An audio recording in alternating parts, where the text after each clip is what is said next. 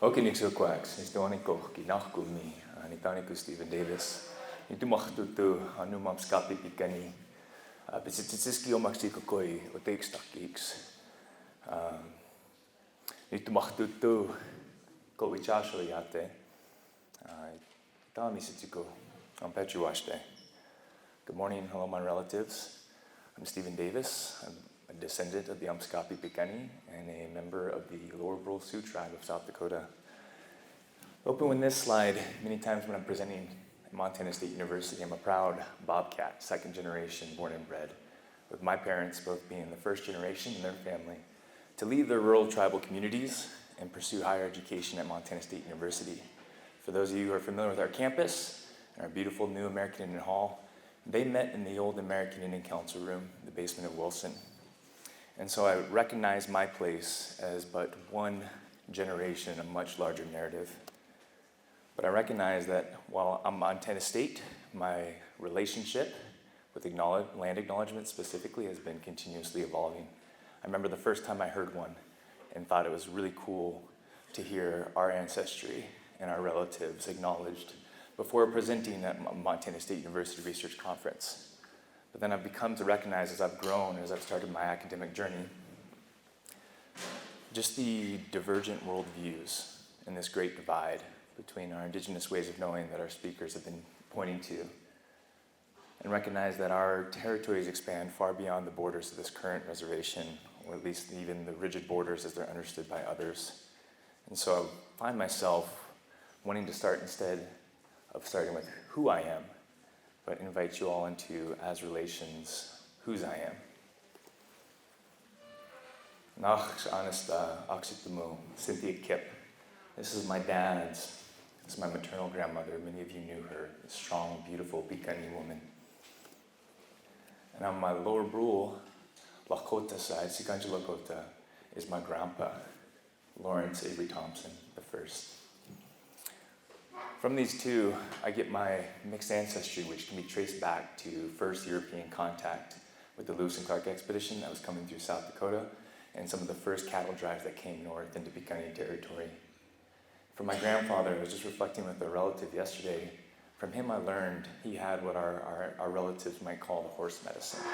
It's one of the places that I learned to look and realize how much I learned just spending time outside on the land with him. See, I was raised in Billings, Montana, which you can find on this map, the southern borders of Montana State University, of our traditional territories. And I still reside here at Montana State University in Bozeman, Montana, the place my grandmothers would call the Valley of the Flowers, or describe it as the mountains encircle. That special valley where I now get to raise my two little boys. My grandmother, Cynthia Kip, married Leo Davis. And my grandpa, Larry Thompson, married Daisy Haskell, who became Thompson. Both of them raising large families, large extended families that have shaped my views. My mom and dad, who met at Montana State University. This is a picture of my dad's graduation celebration at the American Indian Council annual powwow at Montana State University. You'll recognize some important faces there in support. For those of you here who remember, my dad is a big, tough, strong guy. He is no less tough. He is no less strong. He has not shrunk, but he has raised 5 incredible young men. 4 of my brothers who are now all husbands and fathers and raising their own families. Most recently, since returning to Montana State University, I've had the opportunity, the privilege to travel across the ocean to Aotearoa, New Zealand, and I got a crash course in indigenous methodologies. It was a broadening experience, opened my eyes, and it challenged what I previously thought was possible. And I came back from there with a very clear understanding. Having graduated from Montana State University in 2014 with 2 degrees in chemical engineering, biological engineering, since coming back to campus only 2 academic years ago, I've come to describe myself as a recovering engineer. When we talk about culture as medicine, it is this land, the language. I came back with a very clear sense of purpose and direction that I wanted to reconnect with the land, the language, and the culture and the ceremonies that have known this place since time immemorial. My wife and I have taken the necessary sacrifices and steps to taking a more active role in our cultures and our traditions here. And through an extended network of relatives and supporters at Montana State and from across the world, we've now had the opportunity to travel to New Zealand and invite some of our relatives here. And last summer, I was very blessed to be able to spend time home here and expose my boys to what I cherish as my most formative and most precious memories looking back. Being raised, spending the summers here, there's no more beautiful place on earth. We set up camp at Patomaksikimi, the Chewing Blackbones campground, and we got to look at this every night before putting our boys to bed. And in our family, we're now shaping that next generation, honoring the sacrifices of those who come before us. And our little boys are growing so fast. These are my little buckskins. My sits beside me, Natui Nimoikinaki, Holy Lily Woman. My son, Clifford Inukinikiayo, named after his grandfather. And Inaksumi Nutas, little sorrel horse rider, Colton, at our kindergarten graduation. And so here, I want to transition and invite you all as relatives into a glimpse of what I'm doing as I'm starting off my journey as a graduate student at Montana State University. We talk about culture as medicine. Well, over the last year, I can tell you that research, for me, has been transformative. I came back from New Zealand and took a class with one of my PhD advisors, Dr. Sweeney Winchief, who's Nakona, Assiniboine. And from reading Research's Ceremony, Sean Wilson, to reading Indigenous perspectives worldwide, hearing the kind of discussions, I'm now finding myself having spent most of my life navigating dominant society, growing up in Billings, Montana, going to school as a student athlete at a predominantly white institution, and then moving not just through the STEM education fields, but having gone and worked in industry for almost a decade. I'm finding myself, an apt metaphor would be almost like I'm almost drowning, right? I'm at the limits and the extents of my capability and understanding. But what I've found through this process, what has inspired me, what has moved me, has been returning to the land, the language, the culture, and the ceremonies and the traditions of the Gani. But as I reflect on my journey and the culture that I was born into and the customs and traditions, I realize that there's been a lot of really important motive force throughout my entire journey, driven from this generational arc. On the screen here, I have a quote that has moved and inspired me for quite some time from one of my Oglala Lakota relatives, Tashunku Witko, who describes this interconnected, intergenerational perspective, where he describes a time of 7 generations, after which upon a suffering beyond suffering, the red nation shall rise again, and it shall be a blessing for a sick world. A world filled with broken promises, selfishness, and separations, a world longing for light again. I see a time for 7 generations when all the colors of mankind will gather under the sacred tree of life, and the whole earth will become one circle again. This was 4 days before his assassination, being held by his own people. See, recognizing the power of place and story, I firmly believe with traditions, at least the truth as I've come to understand it, that we become the stories we tell. And while I can hold space and wrestle with these jagged worldviews that I've inherited, as Dr. Leroy Littlebear would say, this is the narrative that I continue to return to in terms of strength and giving me hope for our future.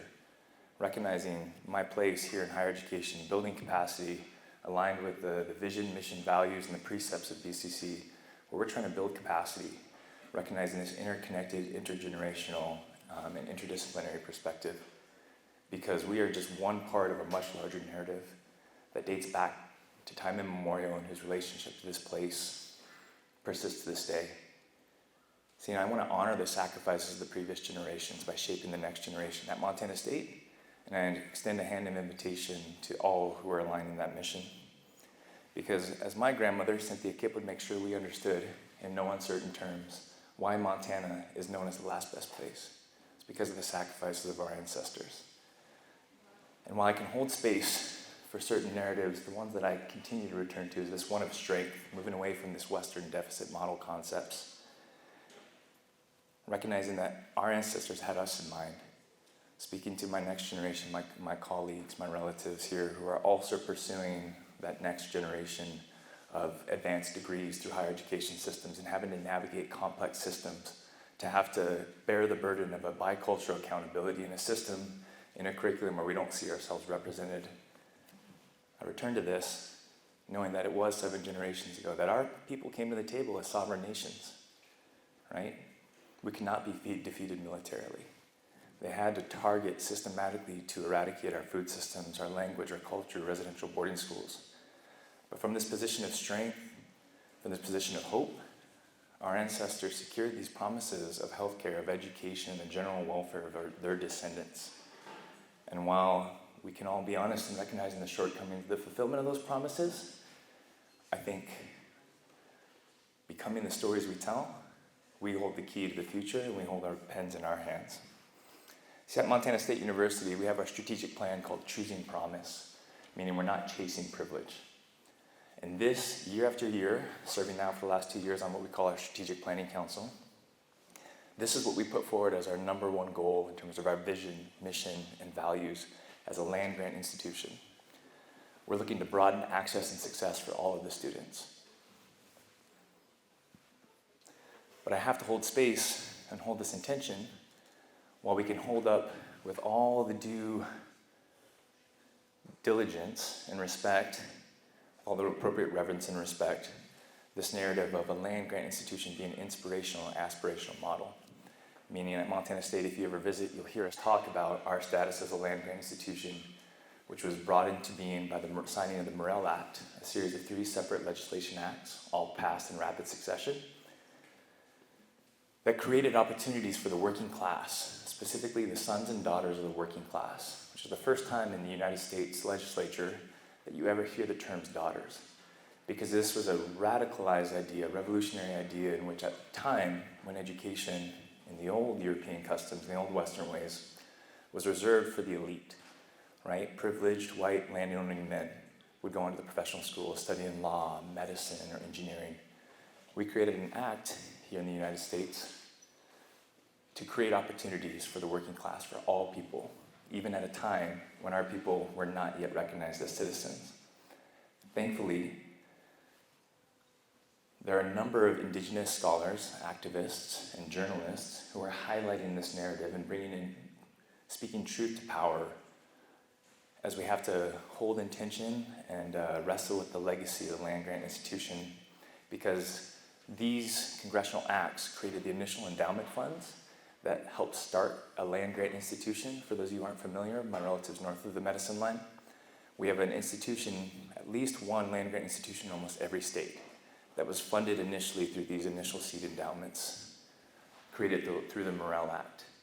And these 3 articles I have here, which I hope you have an opportunity to look at, and I'm happy to connect you guys or share those with you all, tell the story of the legacy of the land-grant institution as understood through this lens of colonization and the impacts of that. But again, moving away from a deficit model and returning to a strength-based narrative, I'm really excited to share some of the efforts that I've been blessed to be a part of in indigenizing the Academy at Montana State. This is a lodge, this is Nicoyas, this is a Blackfoot style lodge that I set up with our honor-bound students, so members, American and Alaska Native students who join a cohort on campus. This is the first day of classes at Montana State. This, for me, is such a strong image as we're returning to the consciousness of our fellow colleagues and students and welcoming back our First Nations and descendants of our First Peoples when they come to the first day of classes at Montana State. I'm going to transition here because as I'm learning to navigate these bicultural accountabilities, I recognize I'd be remiss not to start with my positionality, tell you a little bit about where I'm coming from and why I'm doing what I'm doing. But I'd like to invite you all now onto the journey that brought me specifically into research. Because as Dr. Brad Hall so eloquently put it, we don't see ourselves represented in the curriculum, most especially in STEM. Unfortunately, while I'll have colleagues, I guess, put forth that STEM is for everybody, right? That STEM does not discriminate. My understanding, my review of the data and analytics would suggest otherwise, because we continue to not see ourselves represented in STEM. American and Alaska Native students, when they come to institutions, this isn't just specific to Montana State University, but I think indicative of a broader systemic issue that we're still wrestling with. But why is it that our First Nations people the first engineers, the first scientists, the first observers who have been in relationship with this place since time immemorial are not persisting in enrolling and graduating at the same rates as the rest of their peers? Why are they twice as likely to transition to a different major or to leave the university altogether?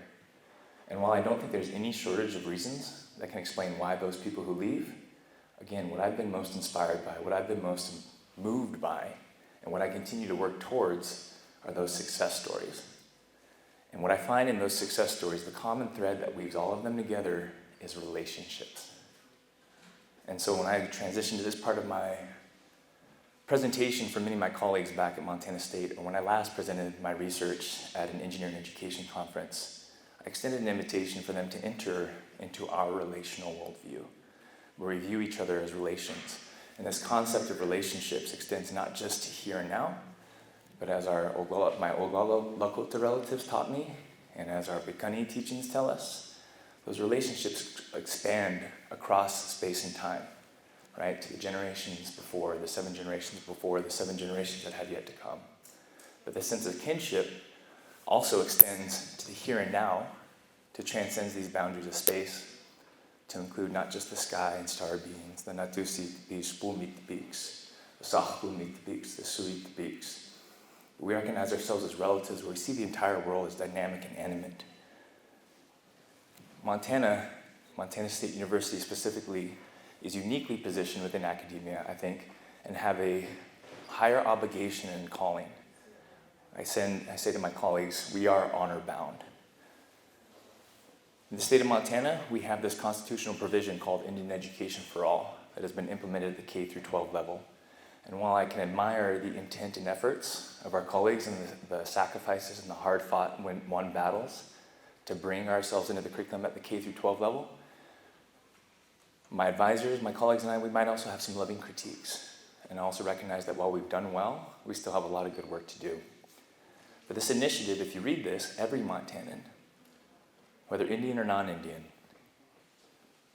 meaning that this is not a K through 12, this is a K through gray, as my advisor would tell me, or as we try to one-up one another, womb to tomb, right? Everybody should know all the different aspects of our histories.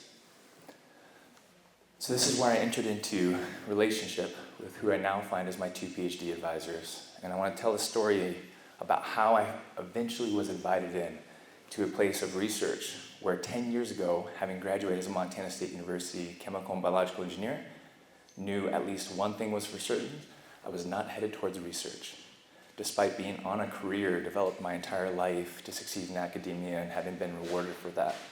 As a student athlete at Montana State, I suffered a concussion, and within an instant, I went from an honor student to a disability student. And the one thing I was done with was school. Did not see how a higher education degree would serve me. That time that I was away at industry, however, relationships were building and growing, and things were changing. And I've been encouraged by the rate of transformation and growth that I've seen just in the last 10 years as my life has continued to move in these full circles. So what I have pictured here on the screen, the left picture, this was an Indian Education for All attempt to integrate and expose our PhD research professors and teachers at Montana State to this relational worldview, to strengthen their capacity and capability to serve as mentors for Indigenous students in STEM. So what this looks like, and what we've now done in several iterations since that I've been fortunate enough to participate, is that we take these PhDs in chemical engineering, mechanical engineering, civil engineering, some of our best and brightest world-class researchers, and we reposition them as learners. What I'm saying here is that we actually took them out, put them on the land, laid out all the materials required to put up Dr. Sweeney Winchief's 16-foot Assiniboine-style lodge. He says, okay, put your phones away, don't cut anything, don't break anything, and safety first. And he turns them loose. He says, you have 1 hour. You've all seen a teepee. You're all PhDs and engineers. We want to reposition you as learners. Figure it out, right? Growing up, I had no idea what an engineer was. Thankfully, as a second generation, college-educated, recovering engineer, I had the model of my father and his brother, but I still didn't know what an engineer was. But at its root, if nothing else, it's a problem solver. So we turned him loose. I've seen the photos, but I've not been given permission to show you the photos of what they arrived upon after 1 hour's time. I think the general consensus and assessment was that if it was windy or raining or cold, I think that cover was about knee height in some areas, waist height in others. They might have had what passed as something lightly resembling a shelter. He brought him back in, had him take it down, put it back as they found it, and he said, now I'll show you, right? The difference between knowing and not knowing something. What seems to catch so many of our students up with this very Western deficit model, this static worldview, right? If I don't know it, I'm not smart. Well, the difference between knowing and not knowing, turns out, having observed several of these workshops, can be just 15 seconds of previous experience. Somebody taking the time to show you, right? It has very little to do with your capability, but for your capacity for growth and transformation. So they've done this through a number of different times, but this particular build a few years ago is what sparked what's becoming my research question, and I'm still striving to articulate. Because Dr. Sweeney Winchief set this up, and as he asked them to put their engineer hats back on, once they had the picture you see here, he says, what do you see? He had them look at it. They walked inside. He described the various aspects of it. What's not pictured here, which you can't see at least in these pictures, are the liners. Now, my research advisor, Dr. Ryan Anderson and Dr. Paul Gannon, they were really fascinated by the structure, the elegance, the sophistication, right? The engineering, the level of STEM, science, technology, and mathematics that created the shelter. Specifically, the liners and the gap between the cover and the ground became the research question I inherited. Dr. Winchief turned to Dr. Anderson and said, I have an uncle who tells me that the appropriate way to set this lodge up is to make sure there's a fist between the cover and the ground. And I have another one say, no, nephew, you take that cover all the way to the ground. He said, help me understand that. What are the trade-offs? I've been shown two ways, right? Leaving behind that dualistic binary nature of right and wrong. Help me understand what that is. At what point do I get smoked out? Well, Dr. Ryan Anderson, walking in the teepee, my research advisor, he's a fluids guy. So what he saw was a fluids problem. He said, so Dr. Sweeney Winchief, you're telling me, forgive me, I'm going to paraphrase this. You're telling me that this shelter, this lodge, this teepee is optimized for internal comfort using annular convective acceleration? Dr. Winchief, being a professor in higher education, looked him in the eye and said, yes, that's exactly what I'm telling you. And then, a few weekends later, they found themselves together on a chairlift at Bridger Bowl. Dr. Anderson said, I've been thinking about this. This is a fluids problem. I'm a fluids guy. I would like to use our computational fluid dynamic modeling software to see if we can help answer that question. So we started off with a simplified model, essentially a cone within a cone, that created his first rendering of fluid mechanics through a lodge, through a teepee. And then he's tried to add complexity by simulating a hot plate for a fire to create natural convection. What you have pictured here is the blue, and the scale up to red actually is like acceleration or relative velocities. And so you'll see just through natural convection with no heat or driving force, just because of the height difference between the bottom and the top, the density difference, you can create a draft through the lodge. And then he added the fire to simulate natural convection, right? So you'll hear heat rises. As a chemical engineer, the thorough understanding of thermodynamics, I can assure you heat does not rise. Hot always goes to cold. Heat always moves down a gradient. But hot air rises because it's less dense. But then it creates this movement that I think our ancestors understood, because fluids are very difficult to visualize. They're harder still to solve analytically by hand. And this is the extent of our software, and this is about where the research question ended for our group, because it turns out these equations are driven by three fundamental understandings of the universe. Mass, energy, and momentum are always conserved. You might have heard these laws of thermodynamics expressed otherwise as mass can neither be created nor destroyed, it can just change forms. Or energy can neither be created nor destroyed, it can only change forms. Those aspects, mass, energy, momentum balances, when articulated using partial differential equations allow us to have a very sophisticated understanding of what's happening at the molecular level, the microscopic level, and the macroscopic level. But we were pushing the boundaries. This is before I came onto the research project, but we turned an undergraduate loose with this COMSOL software, this computational fluid dynamics. And this is what he worked on, was trying to find models for different cases. One of the first recognitions or realizations they had with the next TP build and their simplified model from the previous screen is that the TP actually isn't a perfect cone. It's not a symmetrical cone. Furthermore, he was impressed to learn that there's variations by different tribes in different regions. The Gunny, we use our 4-pole model. The Crows, the Sioux, the Assiniboines use 3 poles. The smoke flaps are shaped different. There's slight difference in the conical shape in the initial drawings. And so we began to try to make the model match reality a little more by adding a little more sophistication, by building CAD geometric files to allow us to actually try to make a perfectly scaled 1/3 TP scale in the lab. The problem was that despite these images here, it became very difficult to solve when we talked about how air moves through the TP through these different cases. Because as soon as you change one parameter, you have a whole new case to solve and run. These were taking hours to run, and we could not actually solve them using air. We could not actually model the reality that we were experiencing with a high level of fidelity. So while this work was impressive, and although done by an undergraduate, was the level and quality of an aspiring graduate student professional,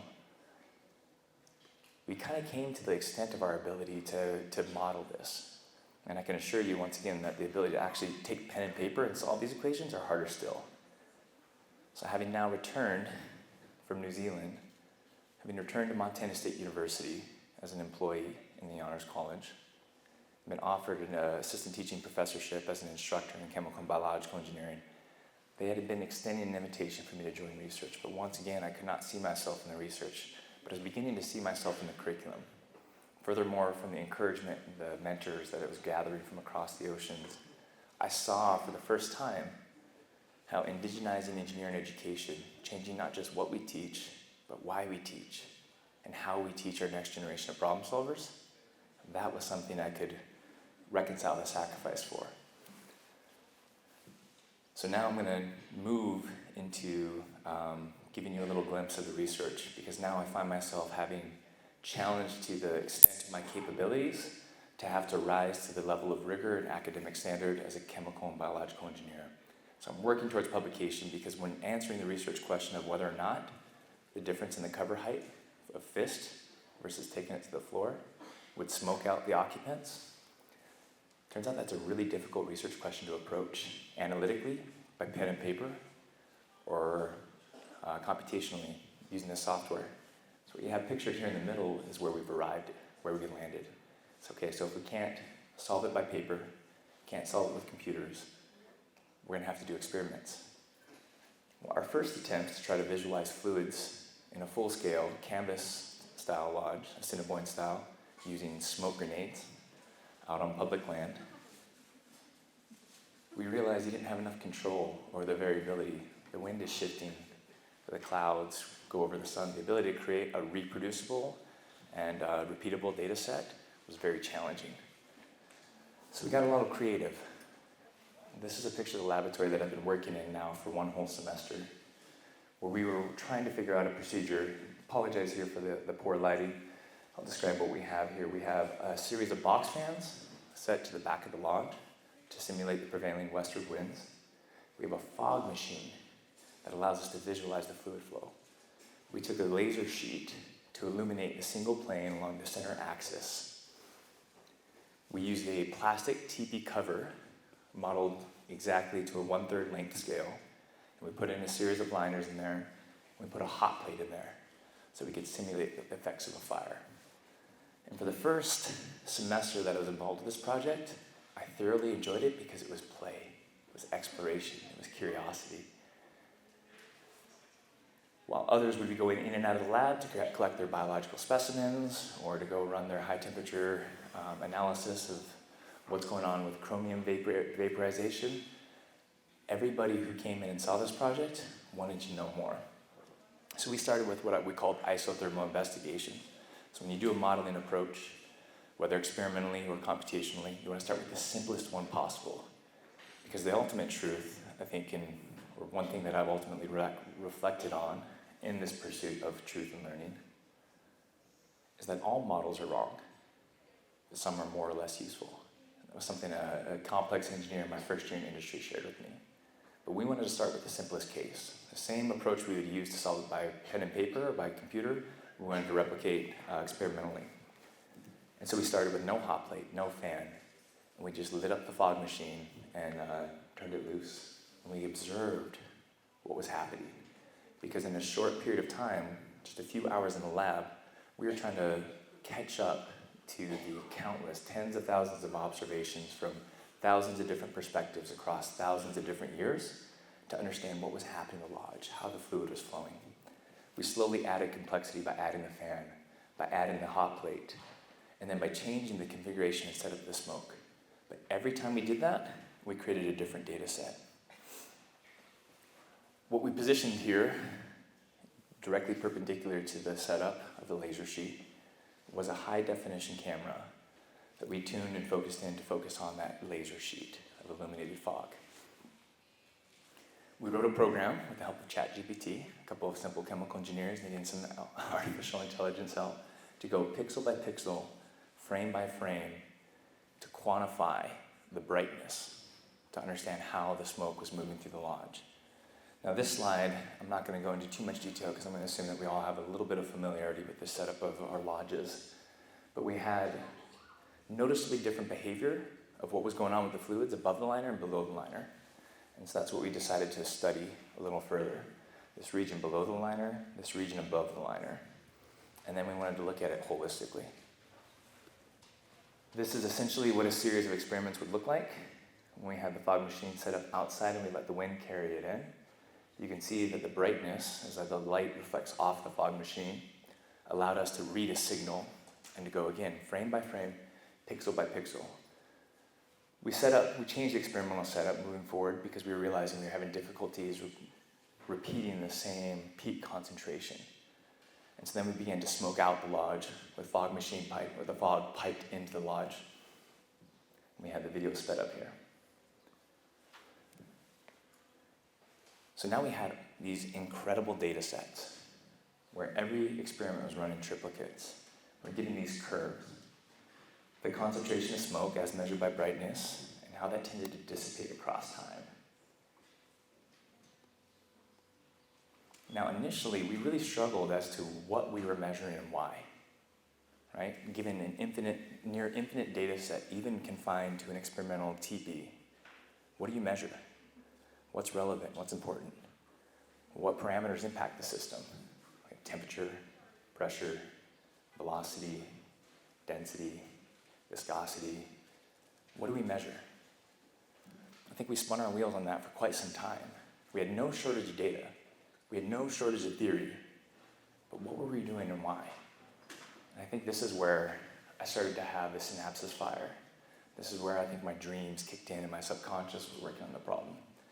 Because my take-home message and where we had our breakthrough just this spring is that innovation happens where you least expect it. You see, as a graduate student, I was taking an environmental engineering elective. I was understanding how we were actually modeling natural wetland systems using the same chemical engineering principles, fundamentals, and equations that we use to design reactors in industry. The same reactors that I used to enter for maintenance, inspection, and turnarounds.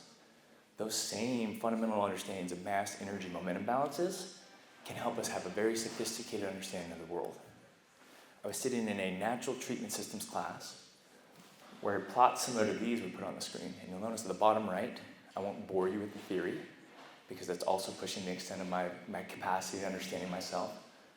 But I noticed this shape emerging matched some of the shapes we were seeing in terms of a concentration profile. I can actually take you to my notes on that day because I started drawing TPs on the margins of my notes, scribbling furiously.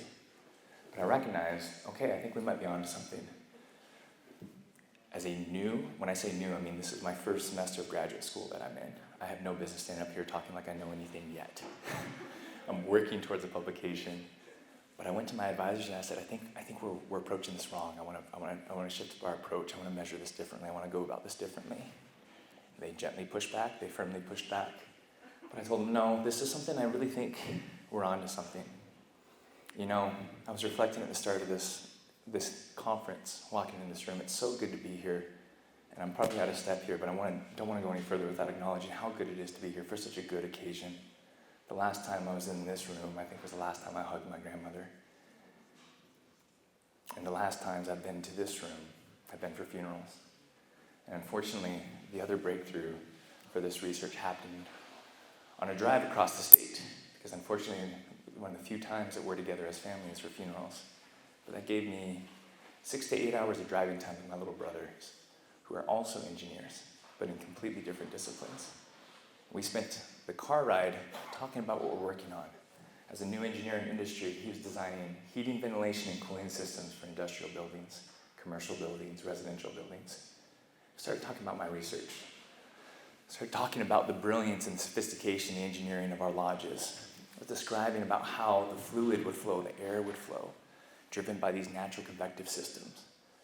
How our ancestors were able to come across a design in a lodge that provided not just shelter, but a home, a doyas, the real original dwelling that would keep our people warm in the winter, cool in the summer. It was made out of entirely locally sourced, organic, biodegradable materials. It could be assembled and disassembled under an hour. And not only could it be disassembled, but then it could function as that which you could transport all your belongings to. As an assistant teaching professor mentoring senior design capstone projects, I can assure you that is not a design. If I try to reverse engineer the lodge, and if I were to give those same design principles and objectives to any interdisciplinary engineering team today, what could they come up with? What would they come up with? That might be what we describe in industry as an over-constrained system. But I think we've moved away from these design principles and objectives at our own peril. I was having this conversation with my little brother on the drive, and I started showing him some of the pictures and drawings. He said, we calculate that. We have to determine what we call a ventilation rate, the number of times the air, how much time it takes for the air to move through an entire building and structure. And we have to design to specific standards. So as we began comparing notes, comparing experience, and I shared with him what I was learning from my environmental engineering elective. I don't think he knows this, but I went back to the lab, went back to the drawing board, and tried a different approach. And so what we did is this shortcut and trick we call in chemical engineering non-dimensionalization, meaning instead of caring about the absolute precise measurement, we were interested in the relative concentration with respect to time. So what we did is essentially got rid of the units because pixels are somewhat strange. They can describe a length scale or a length and width. What we decided is, let's try this approach. Based on my understanding that I'm gathering of how we model wetlands and reactors, the absolute concentration doesn't matter. What I care is how much time does it take to get to the peak? How much time does it take for it to dissipate? Because if I can calculate how much time it takes for that smoke to dissipate through a lodge, I can calculate the ventilation rate through the building. Okay? So we did it for a few different trials. We ran the entire experimental matrix over, and this is the result of the averages. So you'll see, this is the lodge just before the smoke enters it. This is peak concentration, where you see the fog fully dispersed, mixing through diffusive and convective forces so that it fills the entire lodge. This is approximately what it would take for one time for new air to come over to replace all the air in there. 2, 3, and 4. So we went back to the original research question, the fist versus the finger. Where do you put that cover height? What's the impact of that? We reran the experiment. This is peak concentration. This is the time for 1 turnover, 2 turnovers, 3, and 4. We were able to quantitatively then answer the question that came surrogately through the community, through Dr. Sweeney in chief. At what point do I get smoked out? Well, I was interested then, as an engineer with industry experience, what's the relevance of this? Now that we can quantify it, well, let's compare it to these 21st century standards of heating, ventilation, and cooling. the ASHRAE indoor air quality standards. And our ancestors, how intelligent, how sophisticated this primitive shelter that has been dismissed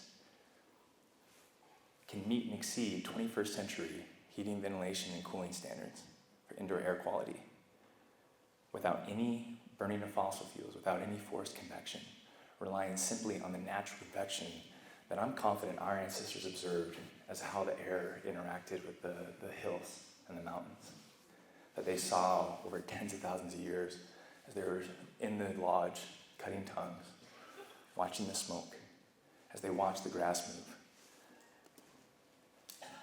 This is the breakthrough for me, and this is where I'm hoping to transition and pivot in my research. Because at the end of the day, I realize I'm not really all that interested in the technical problems. I'm not that interested in the chemical problems or the biological problems. I'm interested in inspiring the next generation. And what is the broader impact of our work and our community? It wasn't until I could answer that question that I actually saw myself in higher education and as a PhD candidate. Because now what I'm most excited about is that we can integrate these models, these laboratory scale models, these computational fluid models, but bring them into the engineering curriculum. And we're already starting to do that. Thankfully, my advisors have been very supportive. This year and last year, I was invited as a guest lecturer into our chemical engineering fluid dynamics class, which is a junior level fluid dynamics for chemical engineers. And we took them outside and we had them build a teepee. We put on a smoker and had them observe it. We brought them back into the classroom. We had them model it. Now we're trying to not just change, again, what we teach, but how we teach. We want it to be hands-on, holistic, experiential. But we also want to understand that in no way am I advocating, well, I shouldn't say in no way, but I'm not necessarily advocating that we all go back to living in teepees. But I asked them, I use the teepee now as a model and metaphor, a way to introduce these sustainability frameworks. As our Hoopa, our maid Oglala Lakota relative was reminding us yesterday, right? It's proven sustainability. Not only can I use the teepee to teach these system dynamics of understanding how temperature, pressure, velocity, viscosity, density interact to govern the way fluids flow through a space or through a system, I can use this analogy to teach them how to do reactor troubleshooting, how to optimize the burning of a furnace in industry. I can also use them to teach them how to manage the level of oxygen to make sure you have sufficient combustion so you don't get smoked out. But then they'll have the lived experience to tie that to anchor that to, so they can actually remember it when they're called up at 2 a.m. by their consult advisors. We can talk about not, again, diving into the calculus, the partial differential equations, or the computational modeling, but I can tell them that when they go out to work in industry, very few of them will be designing new systems. Almost all of them will be supporting existing systems. We're trying to improve existing systems. So how do we move away from this Western reductionist linear mindset that has created the grand challenges of the 21st century in terms of climate change, food security, water impact, and land use? Right? We can't use the same line of thinking that created these problems to solve them. We need a new generation of problem solvers. And that's where I'm excited, and I want to extend an invitation to this community specifically to hold me accountable, but continue to inspire me to move forward and encourage me when I hit my limits. Because I really think, when I think of my time, my talents, my energy, there are a few things I can work at that are more important. Because while we can take this Western reductionist approach and understand with a high level of technical sophistication what's happening in the lodge and why, when we do that, we lose this beautiful, interconnected, dynamic, animate worldview that makes Nitoyas what it is. Right? We have not even begun, but what I hope to eventually bend the arc of my studies is to introduce this relational worldview. Right? Recognizing that my teachers, the people that I'm researching and studying, are reminding us that our ways, our entire cosmology, our understanding of our entire worldview, our axiology, epistemology, and ontology is represented in this. When I talk about the teepee or the Nitoyas lodge as a metaphor, it's a framework. The whole universe is right there. And when I reflect on this journey I've been on as I've been exposed now to the humanities, the arts, the social sciences, these indigenous methodologies in research, I'm reminded of Sean Wilson's research of ceremony. We talk about culture as medicine. When we describe research as ceremony, for me, what that tells me, the purpose of ceremony, or at least our ceremony as understood from an indigenous worldview, is that which closes the distance between one another, whether that be you or I, ourself in creation, or the cosmos, right? We can close those distances with these ceremonies. We are literally co-creating the cosmos. That's what we're told, right? That's what we understand from an HCP worldview. Well, as I'm introduced to new frameworks, I'm tying them back to the Lodge. As I'm learning indigenous methodologies and research, I realize our people were scientists. They were engineers. We had empirical knowledge. Look at the bottom of our lodges. Look at the bottom of our painted teepees. They describe the environment from which those people came from. We could look at the lodge and know where those families were, right? Not only is it astronomy, it's ecology, it's biology, this knowledge that's encoded in our painted lodges, right? Look at the top, and that's where we look to our origin stories, our creation stories, right? The stars that we put on the flaps and what those point to. That space in between, mediated through the dream, revealed knowledge. And then last but certainly not least, the relational knowledge that brings that all together. Because at the end of the day, this isn't a two-dimensional nor linear model. It's holistic, right? It's experiential. The way you learn to set up a lodge is by setting one up, right? The way you move within one is relational. And so I'm beginning, again, tied to the extent of my capability. I'm wondering now, how do I translate this to a Western academic setting? Well, thankfully, I do have a position in the College of Engineering in the Honors College at Montana State University, and this is our building that we are so proud of. I feel like it's a great time to be a Bobcat, not just because of this kind of work that's going on, that I could not, and let me be clear, this kind of research, the research I'm doing now, is not something I could have proposed 10 years ago. It's not something that I probably could have even proposed 2 years ago. Things are rapidly transforming. I'm encouraged by my relatives who are also pursuing higher education with the encouragement of our elders, just telling us that education is the new buffalo hunt. Because when we look at this building, I'm seeing things changing in an encouraging way. Because this building is what we call LEED Platinum certified, meaning that we're starting to think about sustainability. Because what I'm explaining to my design engineering students, so this is the engineering building that I went to. This is where my lab is currently located, or the laboratory fluid visualization setup I shared with you in the previous slides. Ironically, I'm not sure that that building can meet and exceed the 21st century air heating, ventilation, and cooling standards. You walk into that building, arguably the exact same design objectives as the Norm Asbjornsen building. Needed classroom space, needed lab space, needed offices, needed meeting space. But I think we sacrificed a lot on this altar of efficiency. Because if your only objective is to minimize operating and maintenance costs, you get something looking like Colby Hall. And I'd be willing to bet there's a building like it anywhere on any campus in the United States reflective of that time. You walk into it, it feels like a prison, right? It's fluorescent lights, no windows, no natural lights, cinder blocks, square, rigid rooms, exposed piping, wires. Now you come see me on campus, where most of my meetings now happen. We set foot in American Indian Hall, which is an engineering marvel, alongside other buildings in Montana that meet and exceed LEED Platinum standards. And I ask my students, you step into these places, arguably the same design objectives, but when you run them through a different value system, when you start to account for other values, when you start to account for the people who are going to occupy them, when you start to account for the relationships, when you abandon this linear reductionist approach of only minimizing cost and instead consider a systems approach, you get something completely different, radically different. And when I look at the grand challenge of the 21st century, these are the little incremental and iterative improvements that give me hope. Because when you think about the systems, our food systems, our water systems, our healthcare systems, we're talking about climate change. Yes, this is a problem. It's caused. We understand. The technical aspects, we understand at a high level of certainty. This is where I think our indigenous worldviews have to come to the table. But what's the point of taking a seat at the table if we're going to act like everyone else at the table?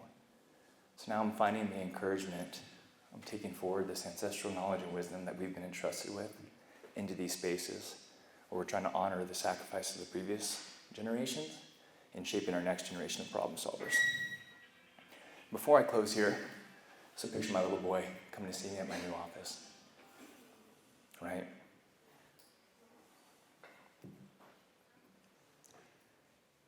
There is nothing more important, I think. There's no better use of our time, talents, and energy, right, than to lean forward and find ourselves advancing and challenging what we previously thought was possible, right? Honoring, again, those sacrifices of the generations before us and shaping the next generations. So I've been working really hard in my current capacity as Assistant Dean in the Honors College to create new opportunities for our next generation. As my PhD advisor, Dr. Sweeney Winchief, has shared with me, he is ready at any time, at any point for someone to ask him, what are you doing for your community right now? This is what I consider right alongside my highest honor and obligation, my greatest calling as a husband and father, as a member of our Ganakshimitakes, as someone raised in our Thunder Medicine Pipe societies. I'm wanting to create new opportunities in shaping the next generation. So we've created a 7th generation presidential scholarship, a presidential scholarship that was increasingly being awarded to a select few from a very select backgrounds, largely out of state, with very, very similar dynamics and background and history. And in 2021, we welcomed our first cohort of a pre-semester program we call Honor Bound at Montana State.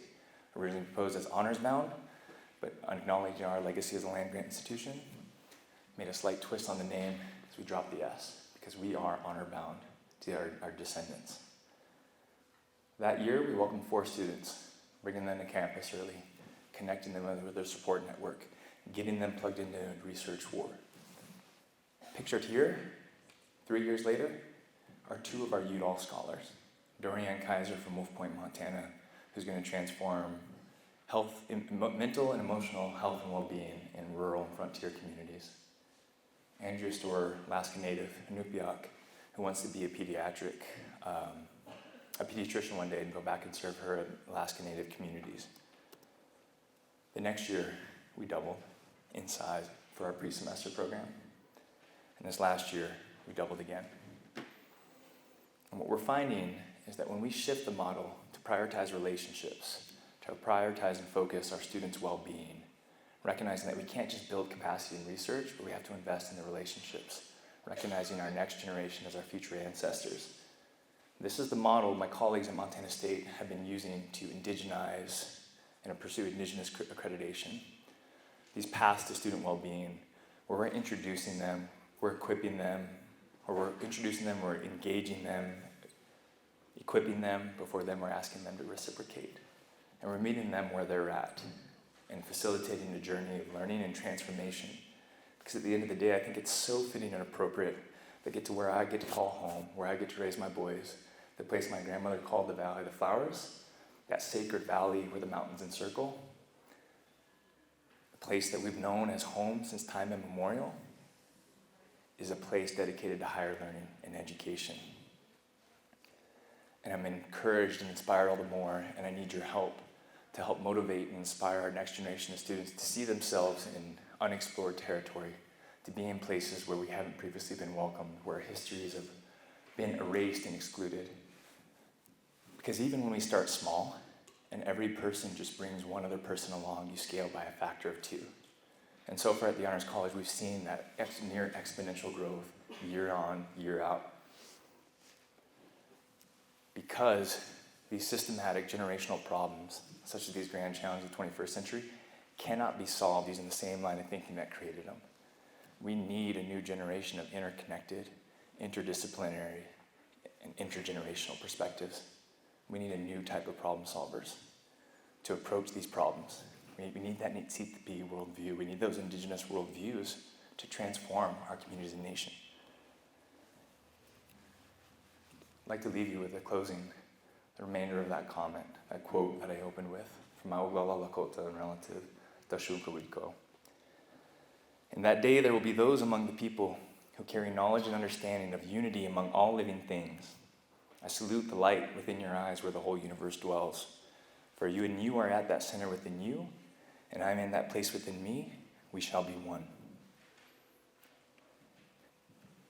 Now, I would be remiss not to acknowledge my first teachers, my relatives in the room who've been encouraging and praying for me and inspiring me all the way. There are too many to name, but I want to close with this last reflection, something that I have to caution my colleagues with when I describe this research or I share these slides. Because, oh man, you show those graphs and charts and data to the engineers, they sure light up. And they want to know, oh, you're validating. Oh, you're optimizing. Oh, are you going to look at this? I'm not optimizing. It's optimal for the people, the places, and the processes that brought that into being. Oh, you get to validate that model. No, it's valid, right? By virtue of its existence, it's proven sustainable. It's existed for tens of thousands of years. It's valid. I get to operate instead as a translator. I'm trying to bridge this great divide. I'm trying to navigate these jagged worldviews. But I'd be remiss once more. It feels a little out of place, and I recognize I'm still trying to, you have to forgive me because I'm still learning how to navigate this bicultural accountability. But to the fullest extent possible, if we're going to come to the table as Indigenous researchers, where I find that culture as medicine, where I'm restored, where I'm reconnected, where I'm recreated, is outside. What I'm learning from my teachers, my mentors, my advisors is that we need to spend more time on the land. We need to spend more time in our language. And there's not enough hours in the day. But as I'm sure you would all agree, there's too much at stake, and generations hang in the balance. And so while I'm still wrestling and I'm still growing, and I'm sure this message will change the next time I share it, I want to invite you all into the dialogue and the conversation and invite you to, with me and with this generation, to help build research capacity for our next generations. Thank you.